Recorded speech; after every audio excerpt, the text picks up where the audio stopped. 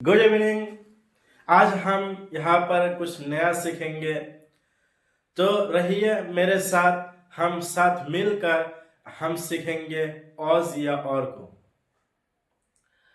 तो आपको मैं कुछ ऐसा तरीका बतलाऊंगा जिसके बिना पर जिसको सीखते ही आप कुछ अपने अंदर कुछ कॉन्फिडेंस महसूस करेंगे। Speaking English is not a difficult but confidence is a most important. Confidence को कैसे डेवलप किया जाए, उसके लिए आपको छोटे छोटे सेंटेंस को सीखना होगा।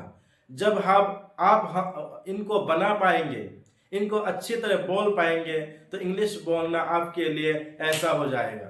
तो चलिए हम टाइम को मद्देनजर रखते हुए हम बहुत जल्दी ही सीखते हैं वाज या और को।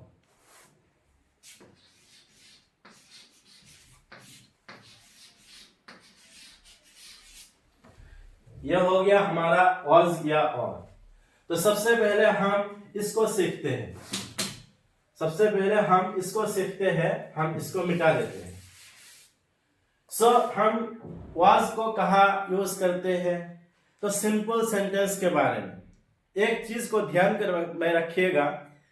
हम सिंपल सेंटेंस को सीख रहे हैं जहां पर हम किसी आदमी के बारे में या किसी जगह के बारे में या किसी कंडीशन के बारे में बात करेंगे। यह हो गया हमारा सेंटेंस, सिंपल सेंटेंस। हम किसी काम के बारे में बात नहीं कर रहे, हम सिर्फ किसी आदमी के बारे में या किसी लोकेशन के बारे में या किसी कंडीशन के बारे में बात करेंगे। तब जाकर के हम ऑल्स को यूज करेंगे।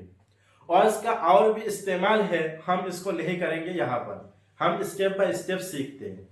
तो चलिए, तो ऑल्स का यूज होगा सिंपल सेंटेंस में, यह आपने जान लिया।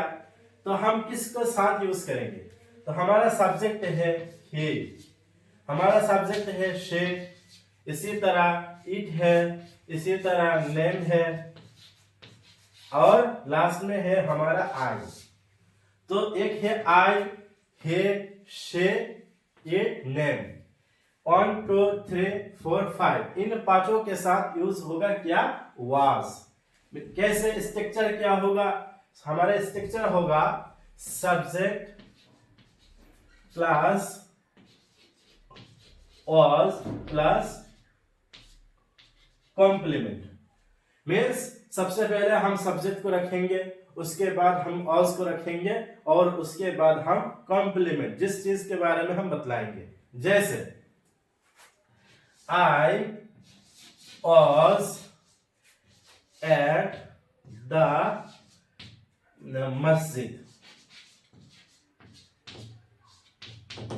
I was at the masjid. फिर आप बोल सकते हैं he was at the masjid, she was in the room, he was at the police station, and Ram was in the police station. My father was at public hospital. So आप इन बहुत सारे sentence को बोलिए। जब आपने structure को समझ लिया, तो sentence making is not difficult for you. You can very easily make sentence mean as like means I was busy, so I was busy, I was that time so busy. इसी तरह आप बोल सकते हैं I was ill, अपने बारे में I was poor, I was child, I was so happy, I was very depression mood that time, I was very bad condition, I was very bad situation. So try to speak as like. When you will try to speak loudly more sentence according to structure wise, so you will develop two things. One is your confidence, another is your fluency. So चलिए, उसके बाद हम और को लेते हैं। और का स्ट्रक्चर भी सेम होगा। यहां पर सब्जेक्ट होगा, फिर यहां पर और होगा। और ये हमारा हो गया और। सो यू और at the market. You are at the market. We are at the railway station. Where? Station.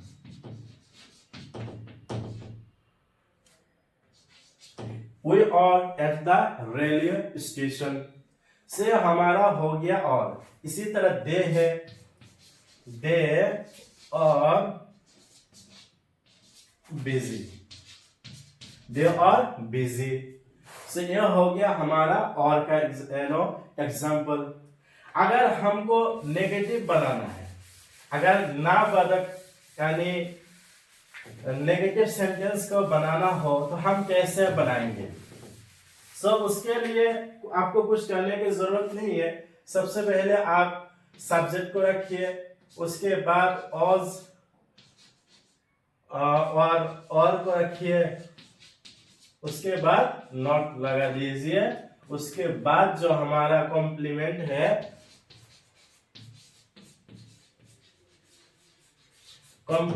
इसको रखिए, तो हमारा नेगेटिव सेंटेंस बन जाएगा. जैसे I was not free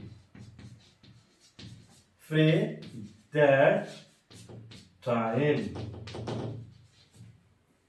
and she was not in the room, he was not at the house, I was not at the market, and Ram was not at classroom, and my brother was not at shop, and my mother was not at the kitchen. So you have to just use not after was. ये हमारा हो गया. इसी तरह वार का you are not in the college, and you are not at the market, you are not at the mobile shop. So just as like, अगर हमको means नाम सवाल पूछना हो तो हम कैसे करेंगे? तो सवाल का भी सिस्टम वही है. सबसे पहले आपको लगाना है मीन्स ऑज या और उसके बाद हमको लगाना है सब्जेक्ट, और उसके बाद जो हमारा आएगा वो होगा कॉम्प्लीमेंट.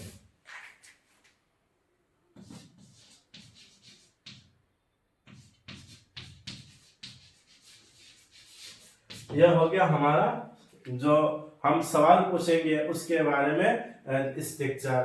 तो कैसे होगा? ऑज आई विजिट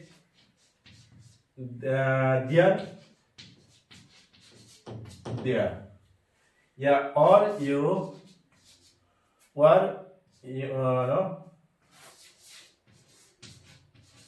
और यू फ्री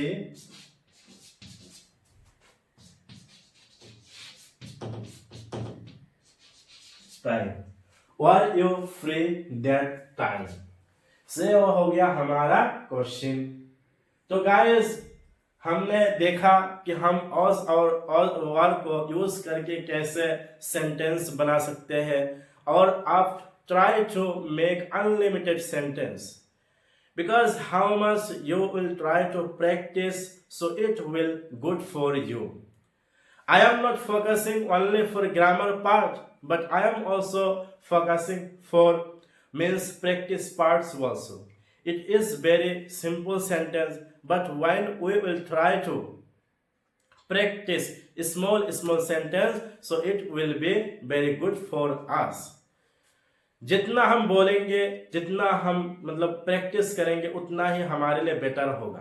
चाहे आप ग्रामर को इस ऑज और के स्ट्रक्चर को सीखना कोई बड़ी बात नहीं है. ये प्राइमरी के स्टूडेंट भी जानते हैं और बहुत से लोग भी जानते हैं, मगर बोल वही पाते हैं जो प्रैक्टिस करते हैं. जानने का नाम नहीं है, असल में प्रैक्टिस करने का नाम है. इंग्लिश बोलना उतना कोई डिफिकल्ट नहीं है, मगर जितना आप प्रैक्टिस करेंगे उतना ही आपके लिए बेटर होगा. Day by day you will grow in your process. So अगर आपने हमारा ये आज आर के सेशन को समझ लिया तो प्रैक्टिस कीजिए और वीडियो को शेयर कीजिए, कमेंट कीजिए और लाइक कीजिए। हम साथ में इंग्लिश को सीखेंगे।